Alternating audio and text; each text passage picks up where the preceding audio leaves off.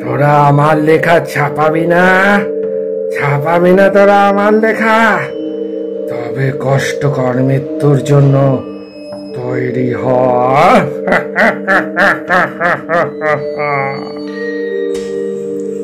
আচ্ছা, আপনারা কেউ তন্ত্রে মন্ত্রে বিশ্বাস করেন? আমি তো করি। প্রশ্ন জাগছে, কেন এই কথাটি বলছি? আগে ক্রমশ প্রকাশ্য আগামী বৃহস্পতিবার আমাদের কিশোরলয় ছোটবেলার সাথী ইউটিউব চ্যানেলে আসতে চলেছে এমনই এক হাড় হিম করা গল্প। শোনার জন্য প্রস্তুত তো? জানতে হলে তো অবশ্যই শুনতে হবে আমাদের ইউটিউব চ্যানেল।